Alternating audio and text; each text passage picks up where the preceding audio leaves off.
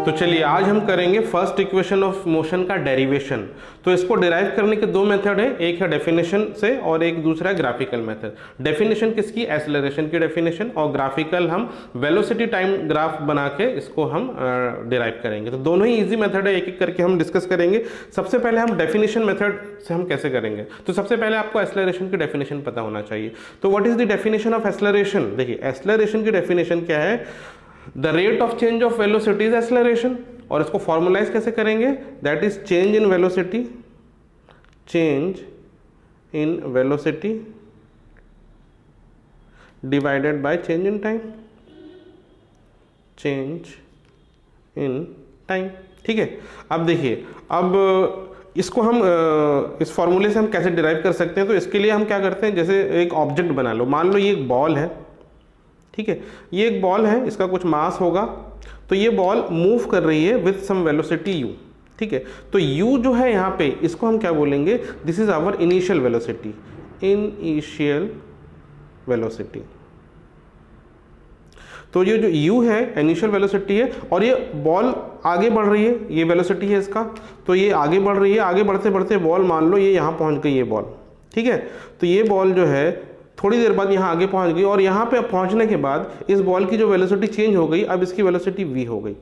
तो v यहाँ पे क्या होगा? यहाँ पे v का मतलब होगा, ये होगा फाइनल वेलोसिटी, ठीक है। तो इसका मतलब क्या है? ड्यूरिंग दिस मोशन, जब ये बॉल चल रहा है तो इस मोशन के दौरान इसका जो वेलोसिटी चेंज हो रहा है, पहले इसकी वेलोसिटी u थी और बाद में इसकी वेलोसिटी v हो गई।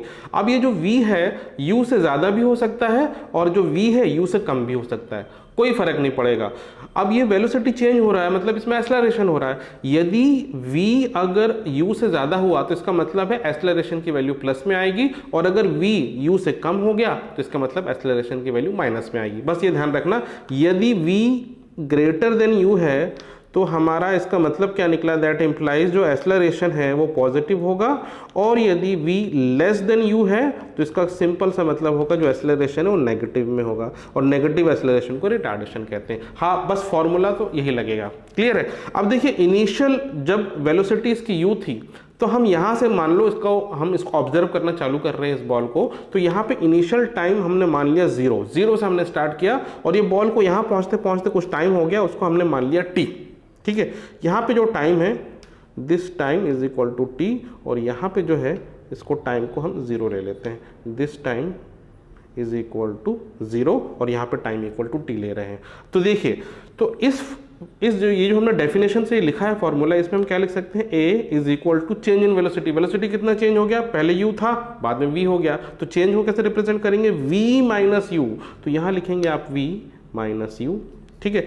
Change in time, change in time कितना हो गया? पहले हमने स्टार्टिंग किससे किया था? 0 टाइम से किया, अब टाइम हो गया t, तो हम इसको लिख सकते हैं चेंज इन टाइम हो गया t माइनस 0, ऐसे लिख सकते हैं। अब t माइनस 0 तो t ही हो जाएगा, तो इसको हम इसको v minus u upon t लिख सकते हैं। अब ये t जो है a से मल्टीप्लाई हो जाएगा, तो a into T is equal to v minus u हो गया। अब u को भी इधर ले जाइए आप, तो u plus A T is equal to आपको मिल गया v, और इसको आप ऐसे भी लिख सकते हैं v is equal to u plus A T. तो ये क्या है? यही तो हमारा फर्स्ट इक्वेशन ऑफ मोशन है, जिसमें हम वेलोसिटी और टाइम को एक दूसरे से रिलेट करते हैं। तो ये हो गया first equation of motion by definition, ठीक है। तो हमने एक्सेलरेशन की डेफिनेशन यूज करके इसको डिराइव कर लिया। अब यही चीज फिर से हम करेंगे बाय ग्राफिकल मेथड। अब देखिए, हम ग्राफिकल मेथड यूज करेंगे उसी को डिराइव करने के लिए, फर्स्ट इक्वेशन ऑफ मोशन के लिए। अभी भी सिचुएशन वही है, एक हमारे पास बॉल है जिसकी वेलोसिटी u है इनिशियली, मतलब टाइम हमारा इनिशियल 0 था जब वेलोसिटी था u, और जब टाइम हो गया t तो वेलोसिटी हो गई v, ठीक है।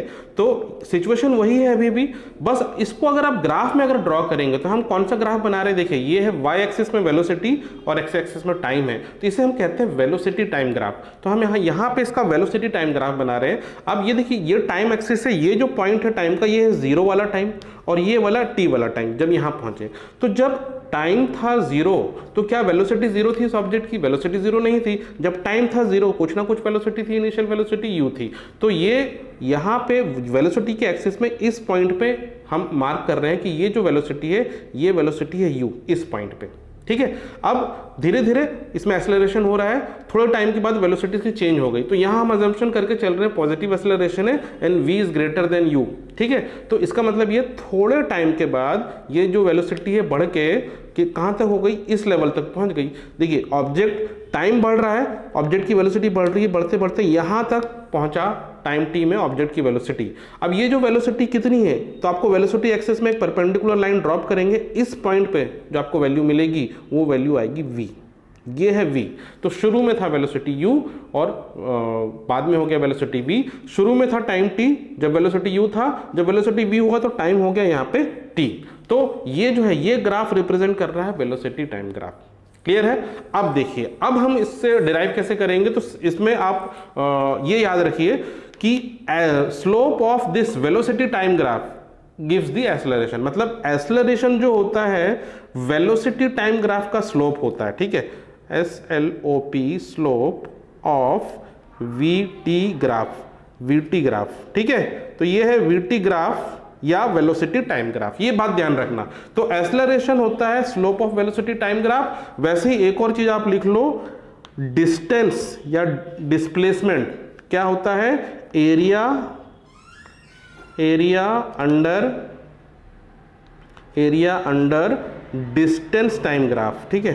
तो डिस्टेंस टाइम ग्राफ, तो ये बात आप ध्यान रखना, ग्राफ से हम इस तरीके से रिलेट करते हैं। एक्सेलरेशन होता है slope of velocity time graph और डिस्टेंस, एस हम डिस्टेंस को रिप्रेजेंट करते हैं, area under distance time graph. तो देखिए तो ये अच्छा ये गलती मैंने लिख दिया, area under distance time graph नहीं, वेलोसिटी टाइम ग्राफ के अंदर का एरिया, ठीक है। तो मैं यहाँ पे इसको करेक्शन कर रहा हूँ। तो ये जो है area under velocity time graph, ठीक है। तो slope of velocity time graph आपको देगा एक्सेलरेशन और area under velocity time graph आपको देगा डिस्टेंस या डिस्प्लेसमेंट, ठीक है। अब देखिए स्लोप क्या होता है, पहले आप ये समझिए स्लोप क्या होता है। स्लोप होता है कि ये जो लाइन है ये कितना स्लोप में है, ठीक है। सिंपल सा, जैसे आप फिसल पट्टी देखते हैं ना, उसमें कितना स्लोप है, हम बोलते हैं जो ज़्यादा स्लोप है वो वाली फिसल पट्टी में आप जल्दी से गिरेंगे। बचपन में खेला होगा, हम खेलते थे बचपन में जैसे, वैसे ही। तो ये इसका स्लोप दिखा रहा है। स्लोप यानी कितना ढलान है, चढ़ाई है, किसी रोड में स्लोप होता है ना, तो वही चीज़ है यहाँ पे, स्लोप का मतलब वही है। तो अब इसको स्लोप का एक फॉर्मूला भी होता है। वो फॉर्मूला क्या होता है, स्लोप जो होता है किसी भी लाइन का, slope is equal to perpendicular upon base, ठीक है। सिंपल सा फॉर्मूला है स्लोप का। देखिए स्लोप होता है परपेंडिकुलर अपॉन बेस। तो आप ये जो ट्रायंगल बन रहा है, ये वाला ट्रायंगल, ठीक है, ये वाला ट्रायंगल देखिए, ये जो ट्रायंगल बना आपका, ये एक राइट एंगल ट्रायंगल बन रहा है, ठीक है। इसमें ये वाला एंगल जो है ये 90 डिग्री है, राइट एंगल है। इसमें ये लॉन्गेस्ट साइड है, लॉन्गेस्ट साइड हमेशा हाइपोटेनियस होता है। ये वाला साइड है जो परपेंडिकुलर है और ये वाला साइड जो है ये बेस है। तो इस ग्राफ का यदि मैं पूछूं स्लोप क्या होगा, तो इस ग्राफ का जो स्लोप है, slope is equal to simply perpendicular upon base, ठीक है। परपेंडिकुलर अपॉन परपेंडिकुलर, ये वाला डिस्टेंस, यहां से यहां का डिस्टेंस, ये डिस्टेंस कितना होगा, जितना ये डिस्टेंस होगा, ये दो पॉइंट के बीच में जो डिस्टेंस है वही ये दो पॉइंट के बीच में भी डिस्टेंस होगा। ये दो पॉइंट के बीच में डिस्टेंस कितना हो गया, सिंपली v माइनस यू हो गया। तो आप परपेंडिकुलर की जगह लिखेंगे v minus you divided by base, यहां से यहां का डिस्टेंस, बेस कितना हो गया, जो यहां से यहां का डिस्टेंस है, तो ये 0 है, ये t है, तो t माइनस 0 तो t ही हो गया।